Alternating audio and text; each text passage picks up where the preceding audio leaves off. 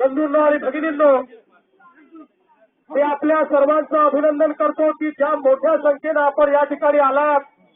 मला निश्चितपणे असं वाटतं की ही संख्या पाहिल्यानंतर या सरकारला निश्चितपणे जाग येईल आणि त्यांना जर जाग आली नाही तर जागवण्याकरता आम्ही आहोत. कारण हे सरकार झोपलेलं आहे आणि या सरकारला थोबाडीत मारल्याशिवाय जाग येत नाही याची आम्हाला कल्पना आहे.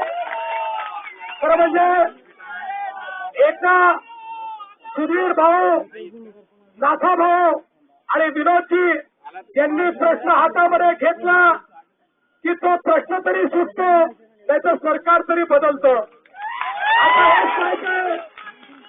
आता हेच पाहायचंय ते नादान आणि नालायक सरकार आपला प्रश्न सोडवते की आपण यांच्यापासून आपली स्वतःची सुटका करतो. बंधू भगिनींनो, मी आपल्याला निश्चितपणे सांगतो या ठिकाणी संघर्ष करता आम्ही तयार आहोत आणि आमच्या नेत्यांनी आदेश दिल्यानंतर तुमच्या करता या सरकारवर आम्ही जोरदार हमला ठोकू. या सरकारला त्या ठिकाणी शांतपणे काम करू देणार नाही. या सरकारचे आम्ही तारा वाजवू.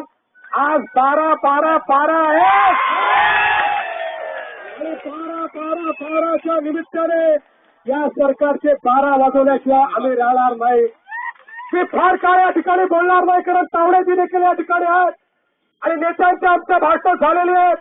आता कृतीची वेळ आहे आणि कृती करता आम्ही सगळे लोक तयार आहोत.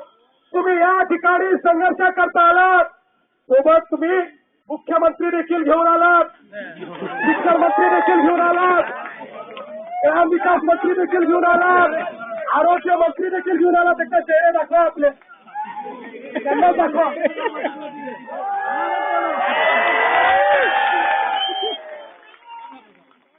आता या माकडाच्या माकड चेष्टा पुढे झाल्या. आता या माकडांना वटणीवर आणायची वेळ आली आहे. आता याच्या माकड चेष्टा आम्ही चालवून घेणार नाही. आतापर्यंत यांनी आम्हाला करारावर ठेवलं, आता यांचा करार आम्ही संपुष्टात आणू. 5 वर्षाकरता यांना करारावर दिलं होतं. अरे 5 वर्षातला यांचा सीआर इतका खराब आहे की आता यांना पुन्हा करारावर नेमण्याची आवश्यकता नाही. 5 वर्षानंतर आता 2014 साली नव्याने आमच्याशी करार करा. तुम्हाला रस्त्यावर यावं लागणार नाही. तुमचे 5 प्रतिनिधी त्या दिवशी आमचं सरकार येईल, आमच्या चेंबरमध्ये येतील. नाथा भाऊ, सुधीर भाऊ आणि विनोदजी तुम्हाला आल्याबरोबर सांगतील बसा, पाणी प्या,